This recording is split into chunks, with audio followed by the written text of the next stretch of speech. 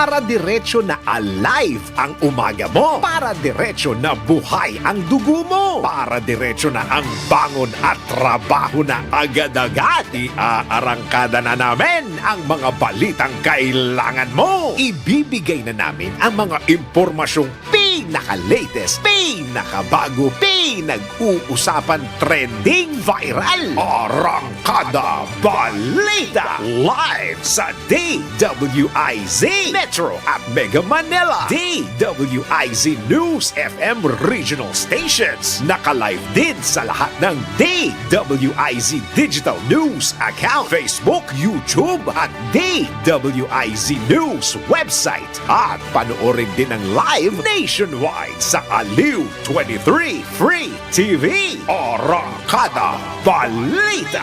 Arangkada na sina Drew Nasino at si Ate Juday, Judith Estrada Larino. Gising ang morning mo sa Arangkada Balita.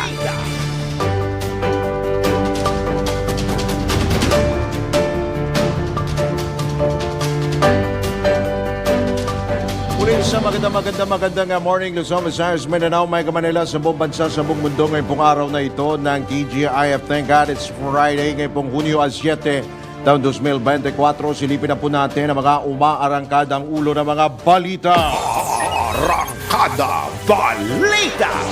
Bilang ng mga Pilipinong walang trabaho noong Abril lumobo sa mahigit 2.6 na milyon. Arangkada Balita. Halaga ng pinsala ng Bagyong Agon sa sektor ng agrikultura at infrastruktura pumalo na sa mahigit 1 bilyong piso.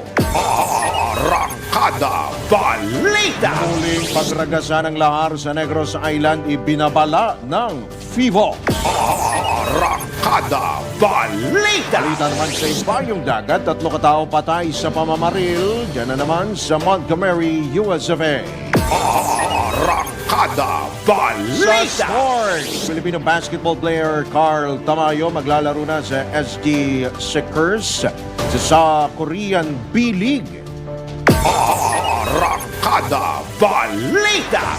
Sa showbiz, Broadway star Lea Salonga magkakaroon na rin ng sariling wax figure sa Madame Tussauds Wax Museum. Arangkada Balita. At sa viral na balita, abangan po natin maya-maya, jeepney driver nag-alok ng libreng sakay at libreng may pa-burger sa kanyang birthday. Drew Nasino at si Ate Juday. Arangkada Balita. Sa oras na 5 sandali makalipas po ang alas 5 ng morning, dito pa rin po sa Empila may todong lakas DWIC 882 at Aliw Channel 23 sa ngalan po ni Miss Judith Estrada Larino. Ito po yung lingkod, Drew Nasino. Arangkada Balita. Sa detalye nga ng mga balita, umakyat sa 4% ang unemployment rate. Batay po ito sa latest ng Filipino Mirror. Ang unemployment rate po 4% sa Pilipinas nito pong Abril 2024. Batay sa Philippine Statistics Authority, naitala ito kasabay ng pinakamataas na underemployment simula Hulyo noong nakaraang taon. Na mga wala pong trabaho na siyang naitala sa 2.04 million ay bahagyang mas mataas kumpara nitong Marso. Nasa 96% naman o 48.3 million na mga Pilipino ang may trabaho kumpara sa 48.6 million na naitala noong 2023. Ipinalawanag ni PSA Undersecretary at National Statistician Claire Dennis Mapa na isa sa malaking naapektuhan pagdating sa employment ay ang sektor ng agrikultura dahil sa epekto ng El Nino phenomenon. Arangkada Balita. Walo na sa mahigit 1 bilyong piso ang kabuang halaga ng pinsalang dulot ng Bagyong Agon sa sektor ng agrikultura at infrastruktura. Ito ayon sa batay sa NDRRMC ay umabot na sa 942.5 million pesos. Ang naitalang pinsala pinakamalaki po sa infrastruktura sa Calabarzon habang 85.6 million pesos ay agri-damage sa Mimaropa at Calabarzon regions. Mahigit 7,500 kabahayan naman ang napinsala sa Calabarzon at Eastern Visayas, kabilang ang halos 7,000 na bahagyang nasira habang mahigit 700 ang tuluyang nawasak.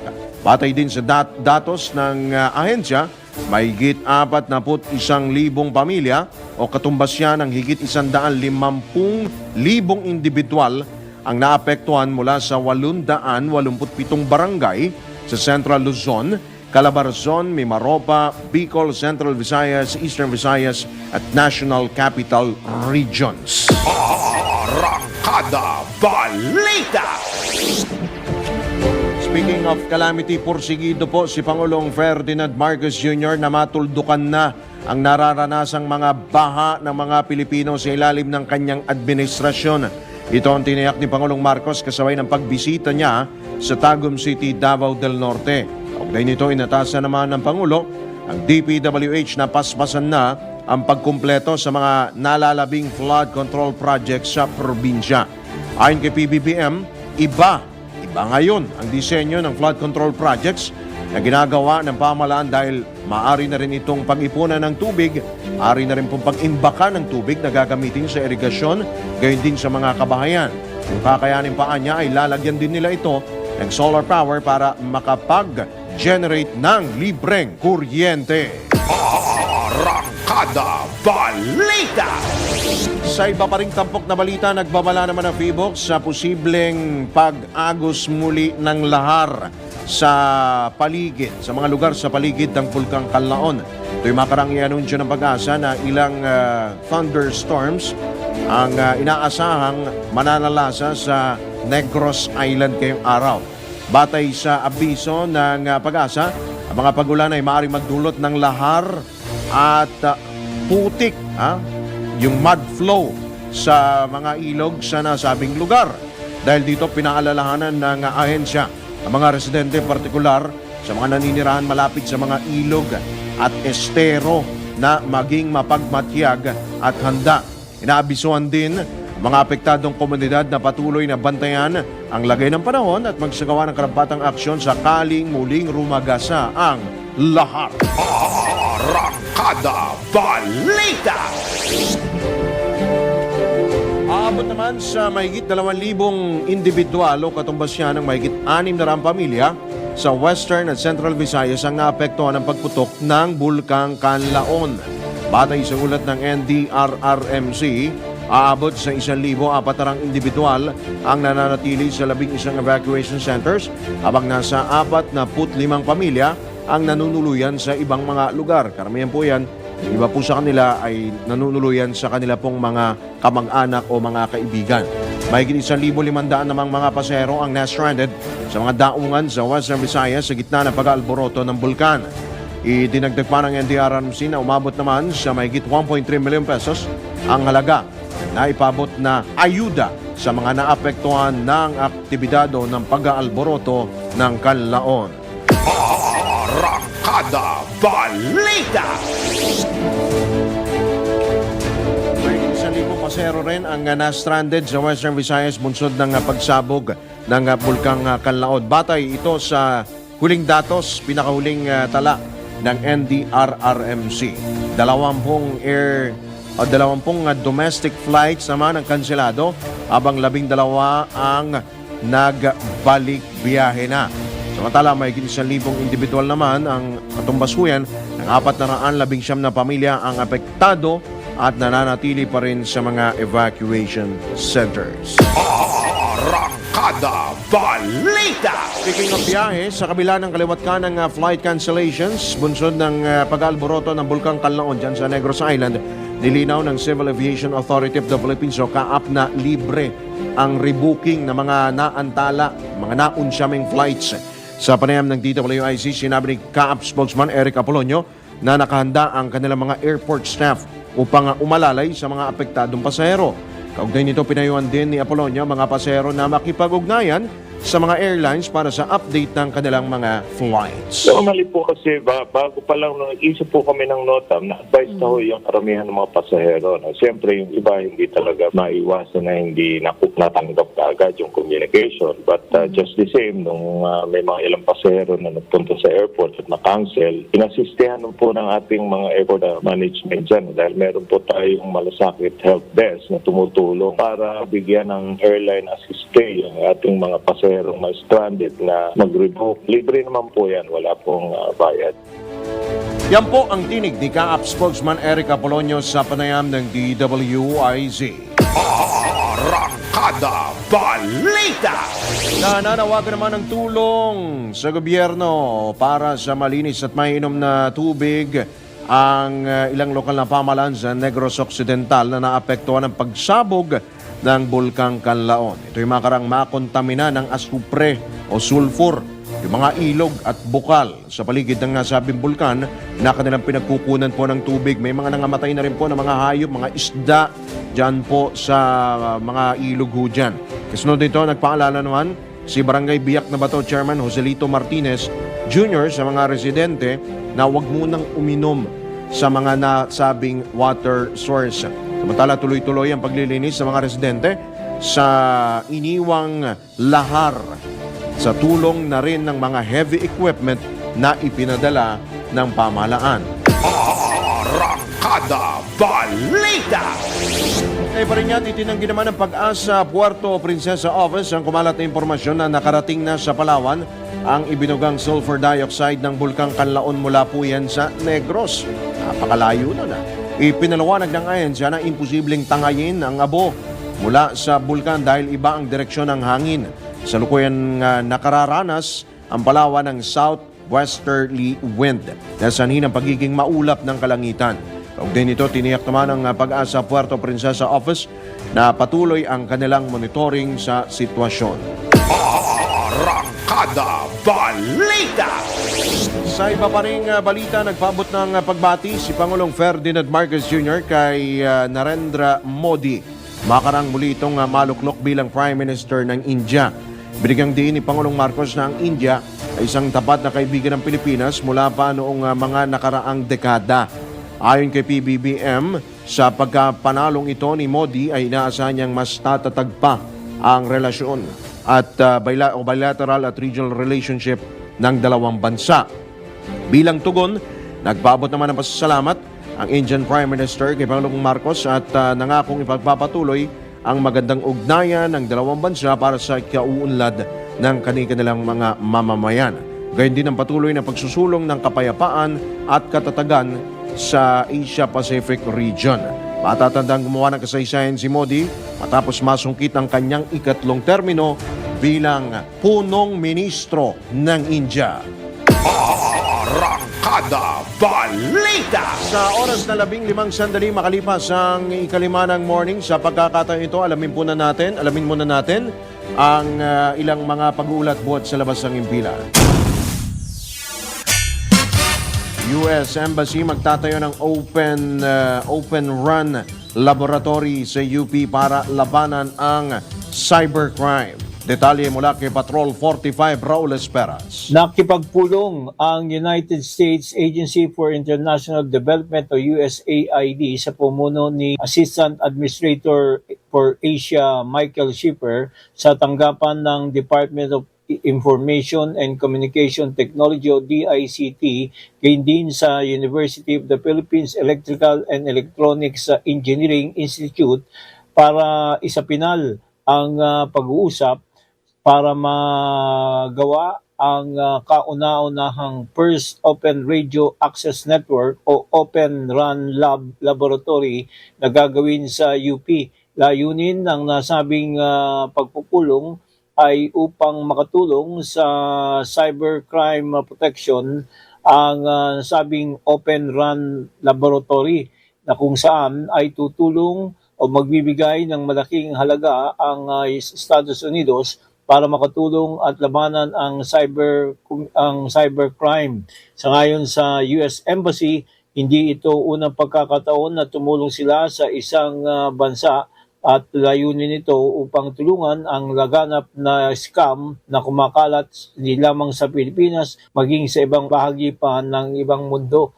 Ipinahayag ng US Embassy na ang kanilang pag-aaral ay makakatulong para sa 5G professional at gain din sa ibang network na pwedeng magamit ng ating bansa para sa cybercrime. Raul Esperas Patrol 45, nagbabalita ng tama, nagdilingkod ng tama sa Impilo May Todo Lakas, DWIC.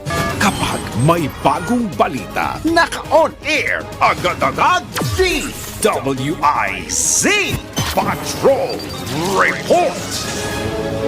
Alright, maraming salamat si Patrol 45 Raul Esperas. Sa oras na 17 sandali makalipas po ang ikalima ng morning.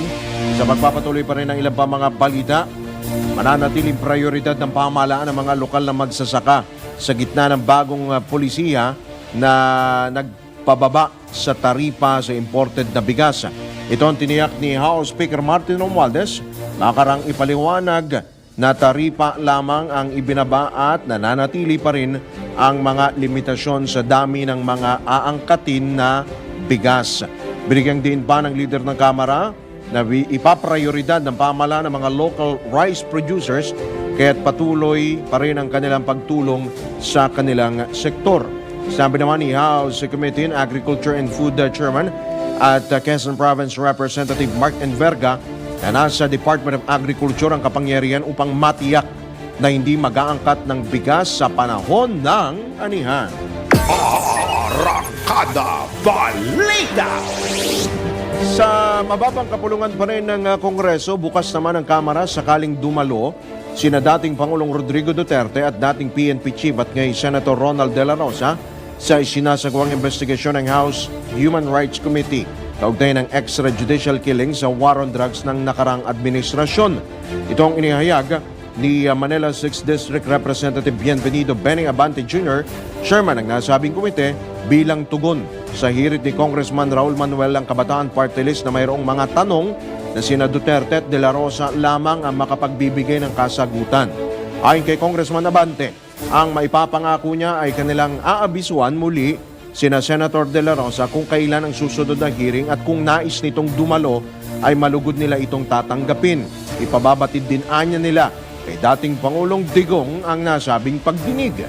Sa paghiling sa komite na inibitahan sina Duterte at De La Rosa, sinabi ni Manuel na mayroong mga tanong na hindi masasagot ng mga dati at kasalukuyang opisyal ng gobyerno na may kinalaman sa pagkamatay ng libu-libong katao sa isinagawang gyera kontra iligal na droga. Arangkada Balita. Sa iba pang balita, labat sa saligang batas ang kasalukuyang bersyon ng Absolute Divorce Bill ng Kamara. Ito naman ang iginit ni dating Supreme Court Associate Justice Adolfo Azcuna sa isinagawang kapihan sa Manila Prince Forum sa kaugnay sa nabanggit na panukala. Ipinalawanag ng dating maestrado na nakasaad sa Article 15, Section 2 ng saligang batas na ang kasal ay isang social institution na pundasyon ng pamilya na dapat protektahan ng Estado. Idinagdag pa ni Azcuna na hindi dapat pakialaman ang kasal at iginiit na dapat irespeto ang sagradong seremonya. Arangkada Balita. Kaugnay pa rin yan, umapela naman si Senator Risa Ontiveros kay Senate President Pro Tempore Jingoy Estrada na bigyan ng batas na laban sa Senado ang panukalang diborsyo. Ito'y makarang ihayag ni Estrada na hindi prioridad ng mataas na kapulungan ang divorce bill. Sa kabila nito, kumpiyansa si Ontiveros na maipapasa pa rin ang nasabing panukala lalo't marami naman anyang panukalang batas na nakalulusot sa Senado kahit na hindi kabilang ang mga ito sa priority bill. Binigyang diin pa ni Ontiveros na sa pamamagitan ng divorce bill ay mabibigyan ng pangalawang pagkakataon sa pag-ibig ang mga mag-asawang hindi na talaga magkasundo. Arangkada Balita. Update naman po kay Mayor Alice Go at sa Pogo. Umapila si Senator Risa Ontiveros kay Senate lumabas sa mga dokumentong hawak ni Senator Risa Ontiveros na hindi magkakatugma ang nakasaad sa Statement of Assets, Liabilities and Net Worth ni Bamban Tarlac Mayor Alice Go simula 2022 hanggang 2023. Ito'y dahil batay sa sala ng alkalde noong June 30, 2022 ay nagkakalaga ng 429.6 million pesos ang ari-arian nito pero noong July 1, 2022, muling inihain ito ni Mayor Go, kung saan lumabas na aabot lamang sa 286 million pesos ang kanyang assets.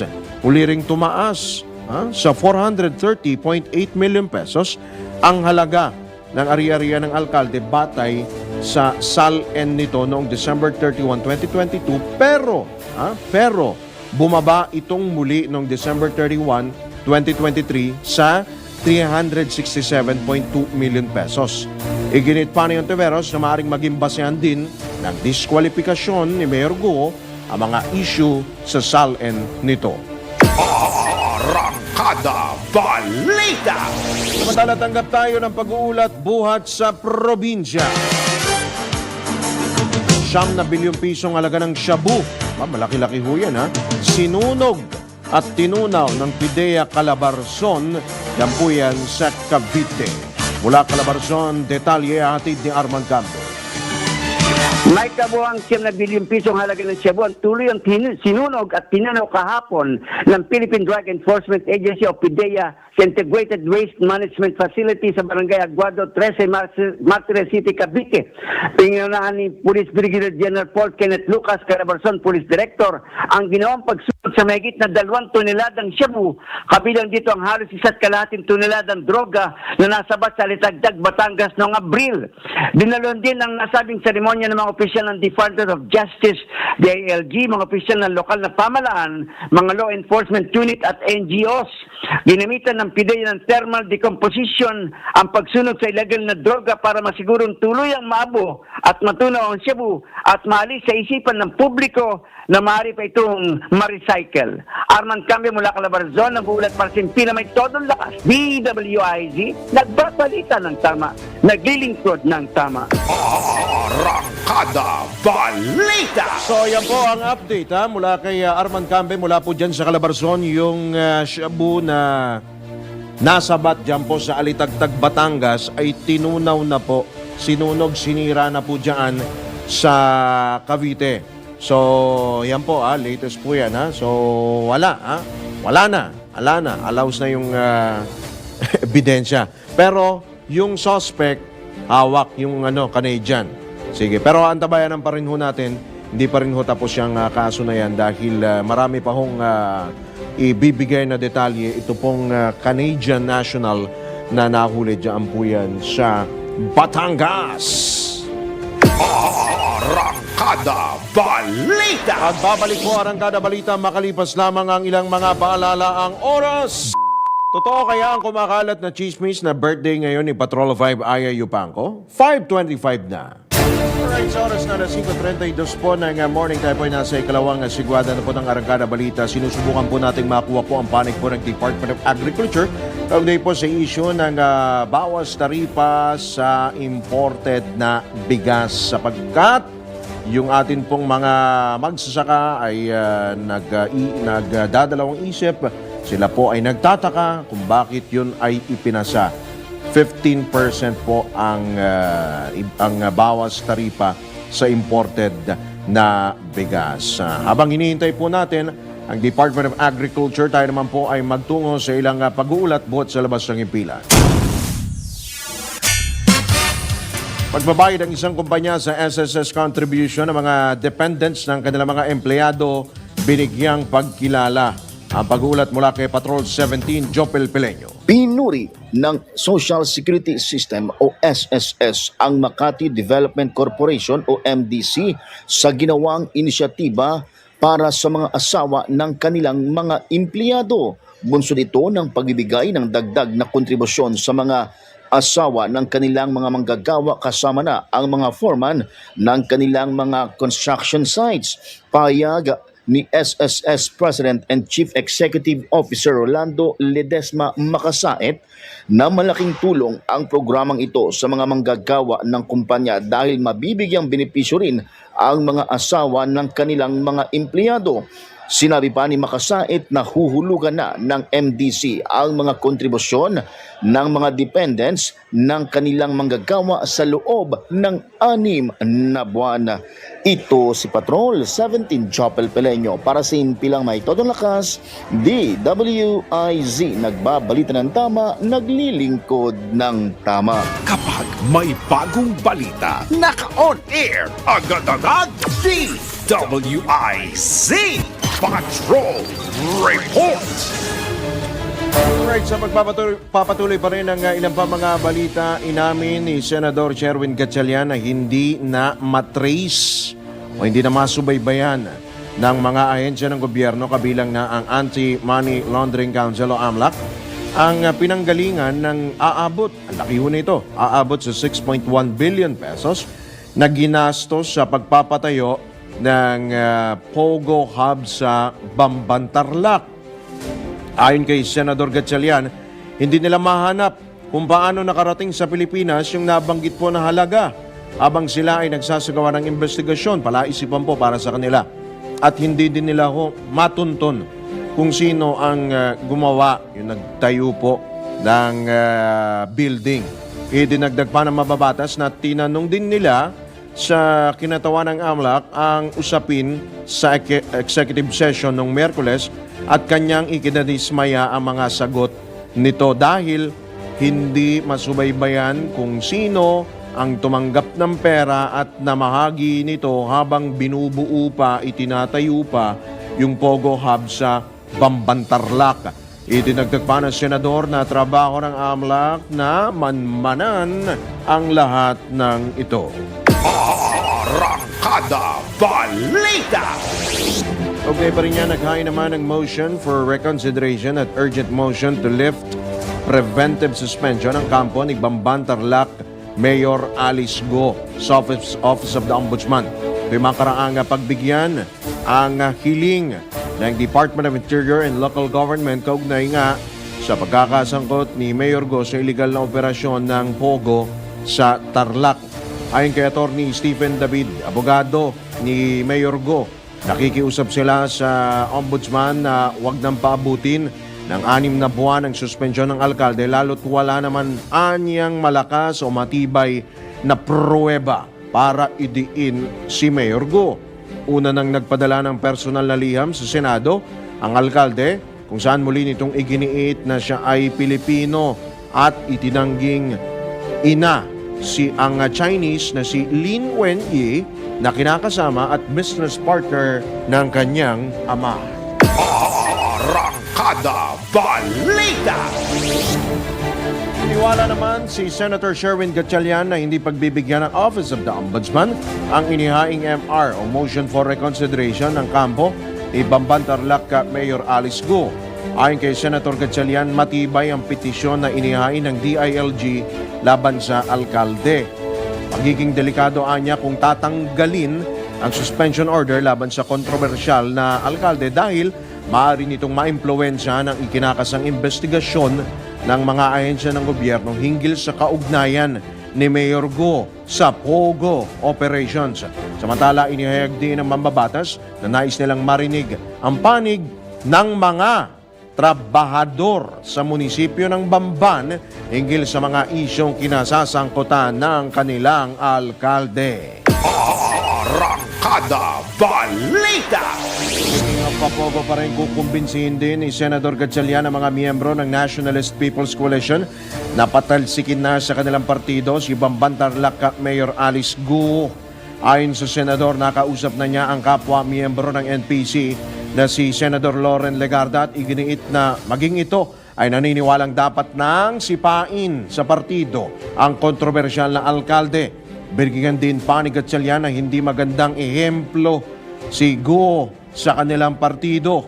Sa oras na mag-convene niya ang leadership meeting ng NPC ay ilalatag nila ang naturang suwesyon at gagamitin nila ang findings sa mga isinagawang investigasyon ng Senado bilang basehan para sa expulsion ni Mayor Go sa partido. Nabatid na tumakbo bilang independent candidate si Mayor Go noong 2022 elections. Pero matapos manalo bilang alkalde ng Bamban ay nanumpa bilang miyembro ng NPC. Arangkada Balita! Samantala, sinibak sa pwesto ang hepe ng Porac Municipal Police sa Pampanga matapos ang pagkakadiskubre ng sinasabing scam farm sa loob. Ito pa, isa pang Pogo Hub na ni-raid kamakailan ng mga otoridad. Ayon kay PNP spokesperson Colonel Jean Fajardo, aalamin nila kung bakit hindi natunugan ng Porac Police ang operasyon ng illegal na Pogo sa kanilang lugar. Bukod dito, iimbestigahan din ng PNP ang lokal na pamahalaan dahil noon pang 2023 ay kanselado na ang lisensya ng nasabing Pogo Hub para makapag-operate. Matatandang mahigit 100 dayuhan at kabilang po dyan ang mahigit 20 Pilipino na nasagip sa ni-raid na Pogo Hub sa Porac noong Martes. Arangkada Balita! Samantala, tanggap naman tayo ng isa pang pag-uulat mula pa rin sa ating IC Patrol. Gastos ng mga magsasaka sa pagbabiyahe ng kanilang mga produkto mababawasan. Bakit kaya Patrol 13 Gilbert Pertez? Porsigido ang pamahalaan na matulungan ng mga magsasaka sa bahaging Mindanao na mapababa ang gastusin sa pagtransport ng kanilang mga produkto. Kaya bukod sa mga farm-to-market road, puspuso na rin ang ginagawang pagpapatayo ng pamahalaan ng mga agricultural port sa iba't ibang bahagi ng Davao at Sarangani. Sa kanyang talumpati sa pamamahagi ng financial assistance sa Digo City, sinabi ni Pangulong Ferdinand Marcos Jr. na mayroon ng ginagawang tubalan at poblasyon port sa Malita, Balut, Mabila Port, sa Balut Island sa Sarangani at maging sa Balangunan Port sa Jose Abad Santos. Ayon sa Pangulo, malaki raw ang ginagastos ng mga magsasaka sa pagtransport dahil sa masalimot na pagbiyahe ng mga produkto. Kaya madalas hindi pa man nakakarating sa merkado, ubos na niya ang kita ng mga magsasaka. Umaasa naman si PBBM na sa pamamagitan ng mga agricultural port na ito, magiging mas mabilis at epesyente ang pagdaloy ng mga produkto mula sa bukid patungo sa merkado na magbibigay anya ng mas magandang kita para sa mga magsasaka sa buong Mindanao. Patrol 13, Gilbert Perdes para sa Himpilang May Todong Lakas, DWIZ, nagbabalita ng tama, naglilingkod ng tama. Kapag may bagong balita, naka-on air, agad-agad, DWIZ Patrol Report! Sa iba pang balita, iniimbestigahan na ng lokal na pamahalaan ng Valenzuela City at mga ahensya ng gobyerno ang pagtaas ng watawat ng China sa Barangay Bignay po yan, Barangay Bignay, dyan po sa nasabing lungsod. Ito ang inanunsyo ng Public Information Office ng Valenzuela hinggil nga po sa insidente.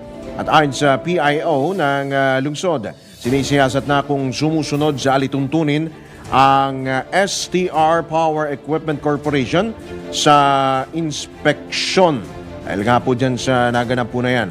Napaulat na nakitang nakataas ang watawat ng China sa warehouse po, nagnabanggit po na kumpanya noon pang nakarang taon. At maidagdag lamang po natin na update ho dyan, ipinag-utos na nga po ni Valenzuela City Mayor Wes Gatchalian ang pagpapasara po ng warehouse ng STR Power Equipment dahil nga po dyan sa issue po na yan. At kahapon po ay pinuntahan po, no? Pinuntahan ng mga otoridad ng andyan ba yung larawan? Iyan po. Pero wala na po yung ano diyan yung watawat. Pinuntahan po yan kahapon at ikinandado, isinarado ng pamahalaang lungsod po ng Valenzuela. At inaalam pa ho ng LGU kung itong responsable po na yan, napag-alaman din po nila sa kanila pong pagsisiyasat na mayroon to daw pong mga dayuhang nagtatrabaho sa dalawa pang ibang negosyo sa lugar. At sa inspection po na isinagawa ng tinatawag po na BPLO, yung Business Permit and Licensing Office ng Valenzuela, ay natuklasan po nila kulang po sa permit. Yan pong establishmento na yan dyan sa Barangay Bignay. Arangkada Balita! Alright, magbabalik po muli ang Arangkada Balita makalipas lamang po ang ilang mga paalala ang oras. 16 na minuto bago sumapit ang ganap na alas 6. Arangkada Balita! Alright, kapulo natin ang isa pang pag-uulat mula pa rin sa labas ng impilan. Mga batang lalaki, karaniwang mga biktima ng pang-abusong sexual pero hindi umano na ire-report sa mga kinaukulan. Nagbabalik si Patrol 13 Gilbert Perdes. Mga batang lalaki ang karamihan sa mga biktima ng mga hindi na report na insidente ng pang-abusong sexual, aktual man o gamit ang internet. Sa Bagong Pilipinas ngayon, public briefing, sinabi ni Council for the Welfare of Children Executive Director Yusek Angelo Tapales na umiiral pa rin kasi ang kultura sa Pilipinas na kapag lalaki, hindi dapat iyakin at hindi dapat sumbungero. Lumalabas naman anya sa pag-aaral na 84% sa mga biktima ng pang-abusong sexual online ay mga babae. Ang masakit lamang anya rito, 42% ay sariling mga magulang ang nagsusuong sa mga bata sa hindi katanggap-tanggap na sitwasyon.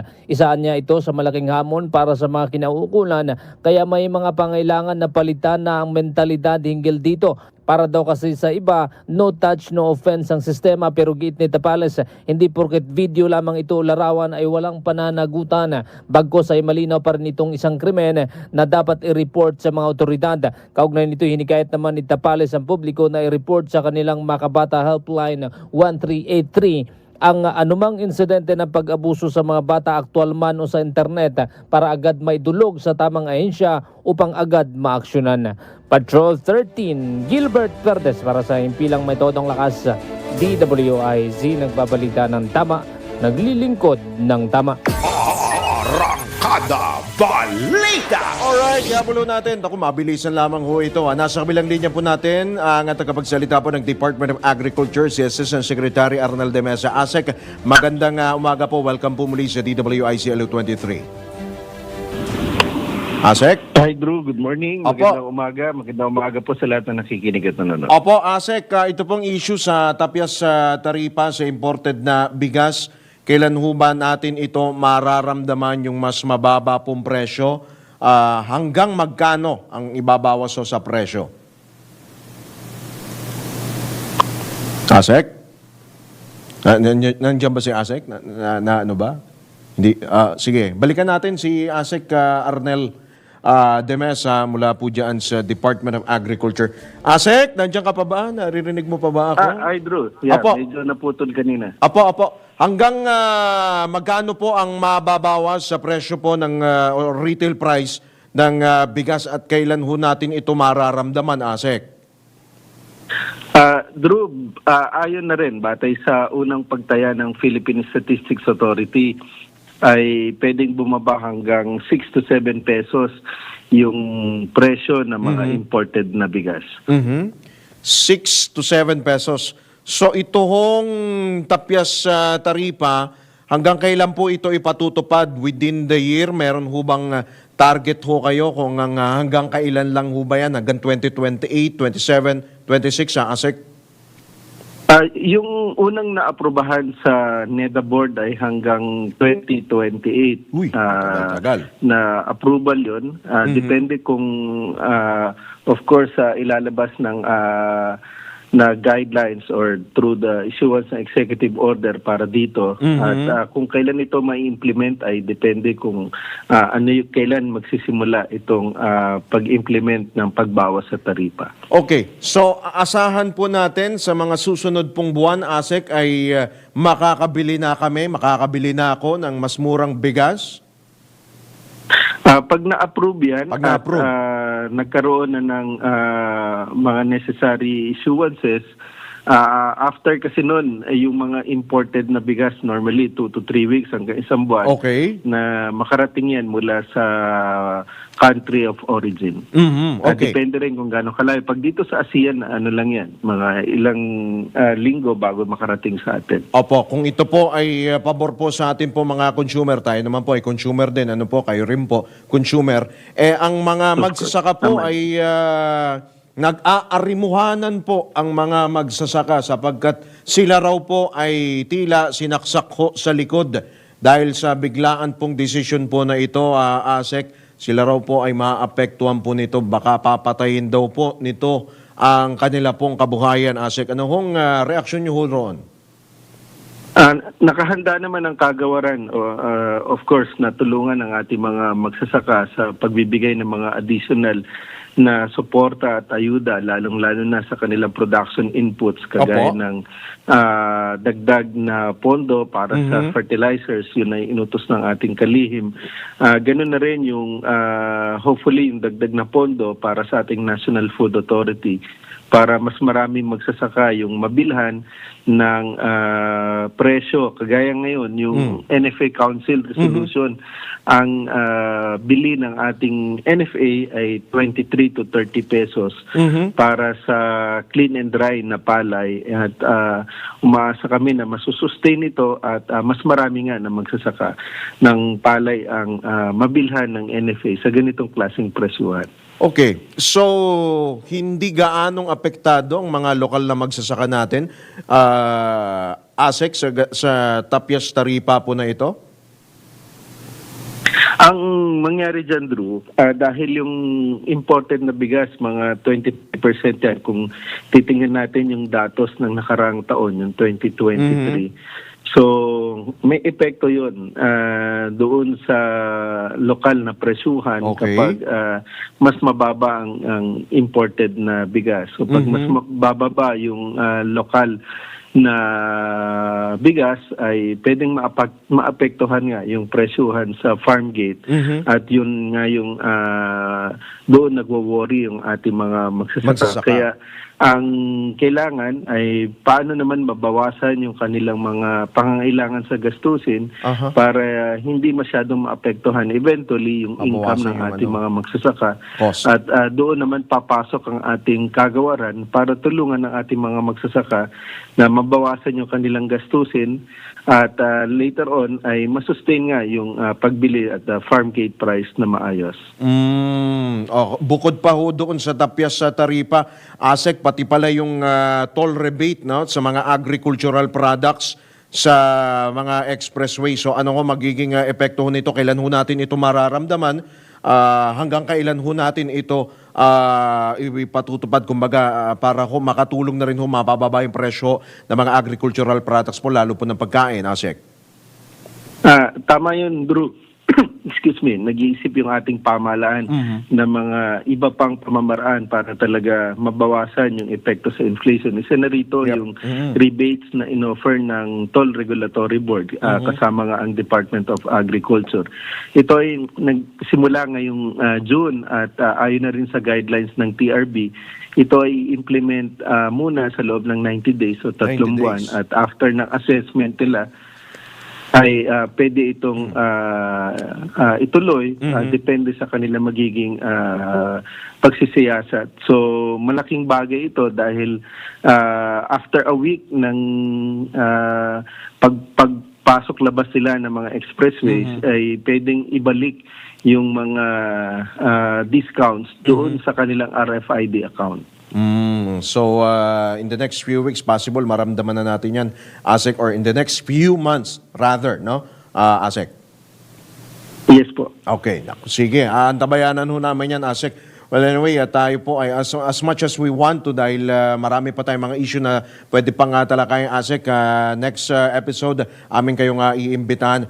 Marami pong salamat, Assistant Secretary Arnel De Mesa, sa inyo pong oras. Magagandang umaga po, maulang umaga po.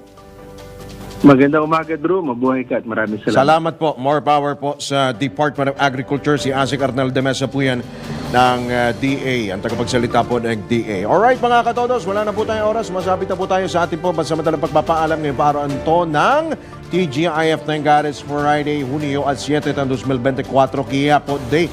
Maraming salamat nga pala sa ating mga nakasama sa News Center at sa Aliw, DWIZ 882. Sa ngalan po ni Judith Estrada Larino, ito po yung lingkod, Drew Nasino, nagbabalita ng tama, naglilingkod ng tama. Susunod na po Usapang Tol kasama sina Senator Francis Tol Tolentino at Cecil Villarosa.